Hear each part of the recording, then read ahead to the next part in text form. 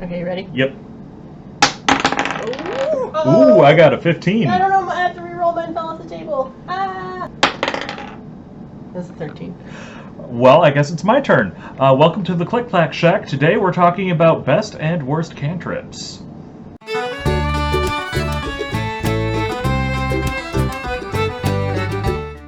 So we each made a list of our top 3 best and worst cantrips, and we're just going to talk about which ones we picked and why.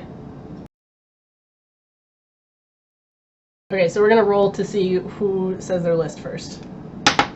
Mine keeps rolling off the table. 16. 11. Okay, what are your 3? All right, so I should preface this on mine as I go for more of a Gish, which is, a melee spellcaster. So my top 3 are Booming Blade, Thorn Whip, and Shillelagh. Oh, see, we did pick one of the same ones. So Shillelagh was on my list, and then I also have Eldritch Blast and Chill Touch. Okay, so Booming Blade. So why Booming Blade? Booming Blade, it's a great modification to a already built spellcaster. So, like, let's say you are playing a melee dude, but you're a caster. You need to have a little bit of oomph because you probably don't have extra attack. With this, you got that oomph, and you do more damage, and if you can somehow convince your enemy to move, you do even more damage. It just never stops giving. Yeah, that's right, because it's got that same mechanic, kind of like, is it Dissonant Whispers, where if they move away, or no, Dissonant Whispers, they have to move away. They have to move away, and with Booming Blade, if they move, they take damage, additional damage. At level 5, it goes from they take damage, and if they move, they take additional damage. So you got extra damage on your damage. Yeah, it's a gift that keeps on giving. As for Thorn Whip, I like that one as it's very useful to get people into your area. So you're never out of reach. And a lot of DMs will allow for a little bit more flavorfulness with it. Like, you could, Indiana Jones, whip yourself across something with it, and a DM may be like, cool, let's do it. It's dope. Or, like, I feel like, didn't I use it to, like, catch somebody who was, like, falling in a chasm? No, you did do that. So, and I feel like maybe that's why I didn't put it on my list, because I feel like I've always used it for more of, like, a utility spell, even though it is a damaging spell. But, yeah. Yeah, as long as you have the right DM, it's a great utility. Okay, so, of course I picked Eldritch Blast. I'm sure lots of people are not surprised that I picked Eldritch Blast. I think it's one of the cantrips that is almost universally known to be a great cantrip, just because it's a D10 cantrip, and that's why most people like it. And I will say, so I've seen, now that we also have Toll the Dead, people in general have said that Toll the Dead is better because Toll the Dead can be a D12 if they've already taken damage, but I raise you the fact that Toll the Dead is a saving throw and Eldritch Blast is still an attack roll.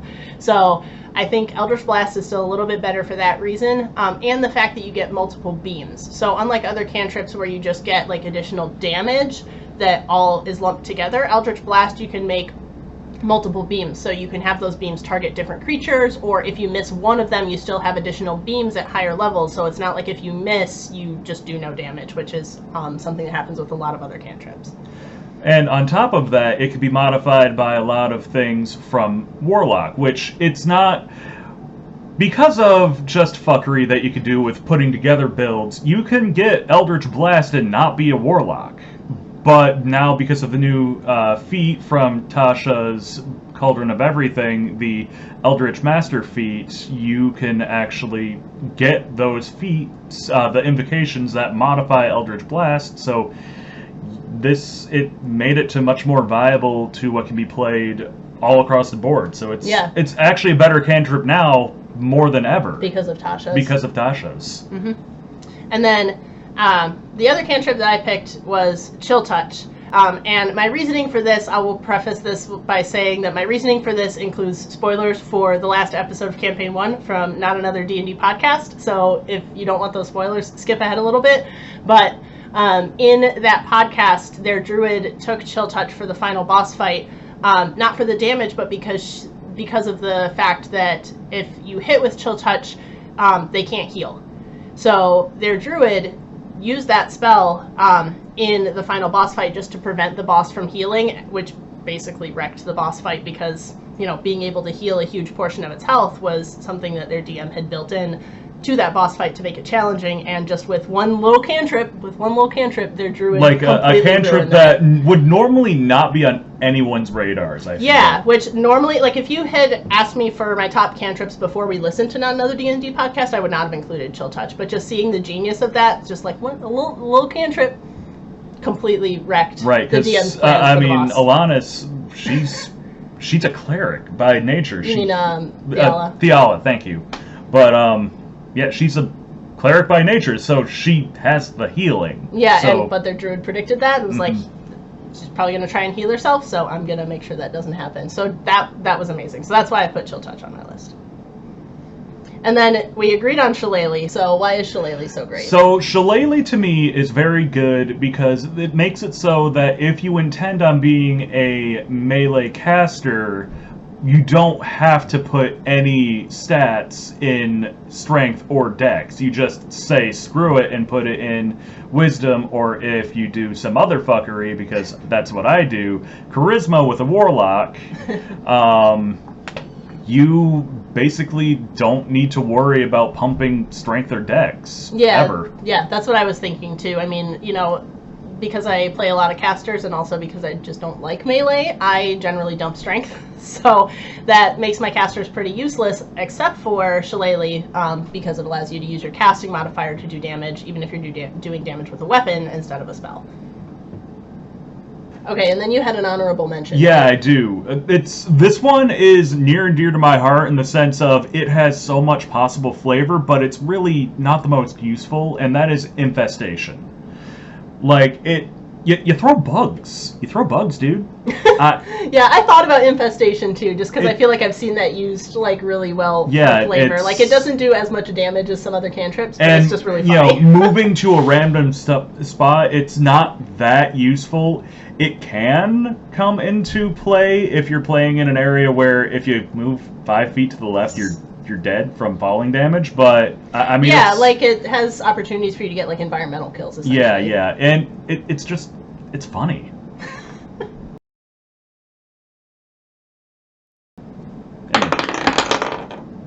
I got 2. I got a 17. Okay, so my 3 worst cantrips are Friends, Guidance, and True Strike. Guidance? What? Really? Okay, what are your 3? True Strike, so... Yeah. Resistance, and then Blade Ward. So, I put Friends on my list of worst cantrips, not because it's a cantrip that I really use all that. Actually, I don't even know if I've ever used it. But as I was reading through cantrips last night, trying to put my list together, I read this one and I was like, what? Because it's basically the make people hate you spell. Like, so it's basically charm person, right? Like, you can become friends with somebody, right? Like, you can, I think it's advantage on charisma checks. I don't actually know. So it's advantage on charisma checks, but even though you have to use it on a creature that's non-hostile to you at first, the spell says once the spell wears off, the creature knows it was charmed and immediately becomes hostile to you. So I'm like, this is the make people mad at you spell, and I don't see that being useful. I have used that spell once, and it worked.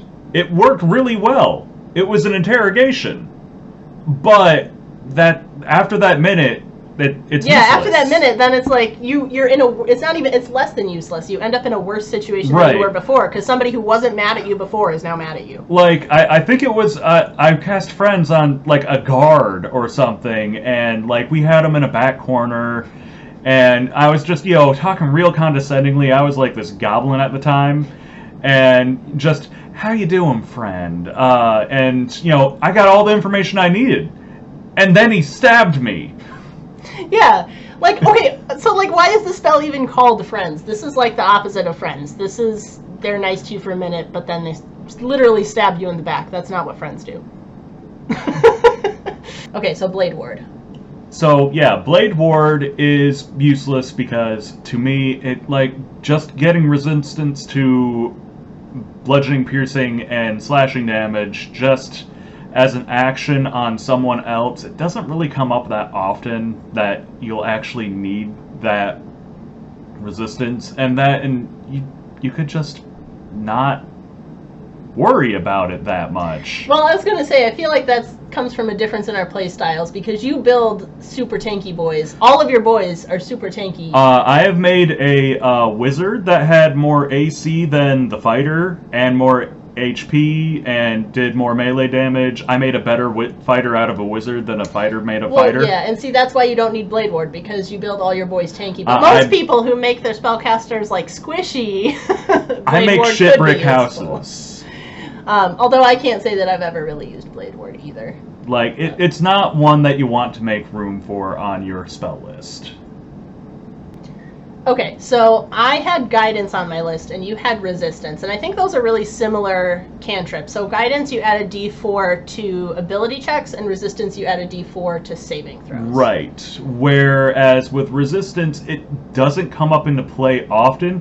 However, the reason I was confused when you said Guidance is because you could theoretically, depending on the DM, use that with every skill check, period. You could, but so here's why I think Guidance is not useful. So it takes an action to cast, right? So instead of using your action to cast Guidance, you could use your action to give the help action, which would give the other person advantage instead of a d4. And I think in most situations, well, at least for me, I would rather have advantage than an extra d4.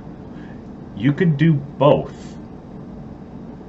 It is possible to do both. It's not a combat spell, that's for sure. Okay, I guess I was thinking in terms of like combat where you have to choose. Guidance is not a combat spell. Well, it could be. It can be, yes. So that's, again, just thinking about action economy, I guess, is why I chose Guidance, because I felt like in terms of action economy, there are better things you can do with an action, like give the help action, that would be more useful than just adding a d4. But you're right that out of combat, you could do both. Yes, it'll take 3 people. Useful. You'll need the person doing the action, the person with proficiency helping them, and then the guidance person off in the corner, but... Yeah, or if you're out of combat, you know, I guess depending on the DM, you might not even really be concerned about action economy, so the DM might be like, yeah, okay, so it takes you 6 seconds to cast this, and then 6 seconds to help them, like, you can do both. Yeah, with one of my DMs in the past, he just let us liberally spread guidance out in every single...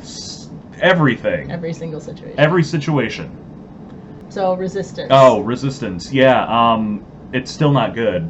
Like, it's a combat spell because it's a saving throw. Right. Like, I can see it being used out of combat, but it's few and far in between. Yeah, you're not making many saving throws out of combat. And so are you basically just thinking there are better things you can do with your reaction? There are way better things you can do with your reaction. All right, and then True Strike. Good old True Strike. I'm sure if you're like into D&D and if you watch other D&D YouTubers and stuff, you've probably heard somebody already explain why True Strike is terrible, but we'll break it down for you anyway. It is deferring advantage to your next turn for using your action. You could just attack each turn and you're more likely to do damage than if you just defer your turn. Yeah. You're wasting your time. Yeah. So the problem is, in both situations, whether you use True Strike to give yourself advantage on your next turn, or whether you just attack this turn and then also attack next turn, you're rolling twice in both situations. However, if you use True Strike, only one of those rolls will count because it's advantage. So automatically, the lower one just doesn't count. You can't use it. Whereas if both of your rolls are enough to hit AC both times, if you just attack both turns, you get both of those attacks. But if you rolled those same 2 numbers with advantage, you would only get 1 attack, even if both numbers were high enough. Yeah, so it was useless. Yeah, it's a waste of your time. Not good. Don't do no. it. Is that I have an honorable mention. Yeah. It's not even really bad, and because I play a druid, I feel bad saying that this is a bad cantrip, but I just feel like it's not super useful, which is Druidcraft. Like, maybe I've used Druidcraft once, but it's always for flavor. Like, Druidcraft, I feel like doesn't do anything useful, so it's not a bad spell. Like, it's cool flavor. It's pretty if you really want to get into the druid stuff and, like, make flowers bloom and things. It's great, but it's just, in terms of thinking of, like, usefulness, like, good cantrips, it's It's just not super useful. I quite disagree, but it's really dependent on the DM, because many of the class-specific spells, like Druid Craft, Thaumaturgy from Cleric, Prestidigitation, they're all utility cantrips. They just don't have a use that is... It's more mercutial. It's can I use Druidcraft in this situation? The DM looks at the information. It's just like, yes, that's smart. Let's do that. Like, it's very situation specific. Right, it's very situation specific. But if you bring it up, not only is it very flavorful, but it was probably well thought out, and just it's not in the games that we play, and it's not typically used quite often. But you got to keep your eyes open. Okay, and then as a bonus, we're just going to talk about the cantrip we wish we had in real life. So, personally, I think that this one's just a given. And she knows exactly where I'm going with it, probably. Prestidigitation. Mm-hmm. Because one of their things is warming, cooling, or flavoring anything in a cubic foot. You can flavor anything. You can flavor healthy food to taste like German chocolate cake. You don't need to diet. No, this gives you the option to diet. Without actually dropping what you're eating. You can eat healthy and not be sad. Yeah, well, and also it can clean stuff too. Oh yeah, it can clean stuff. Who cares about that? I care about that. Yeah, I knew you would pick Prestidigitation, which is one of the reasons I did not pick Prestidigitation, because I knew you would. So the one I picked is Mage Hand, because I'm lazy, and it would be really nice to just be able to create a hand that could go like, oh, sitting on the couch and left your phone in the other room, Mage Hand can go get it for you. You want a beverage? You have that spell. It's called your fiance. I love you. I love you too. Thanks for visiting the Click Clack Shack today. We hope you come back soon. We try to put up a new video every couple of weeks, so make sure you hit that subscribe button so you always know when we put up our next video. Also, follow us on Twitter @ClickClackShack and let us know what you want us to talk about next. And until then, may all your hits be crits.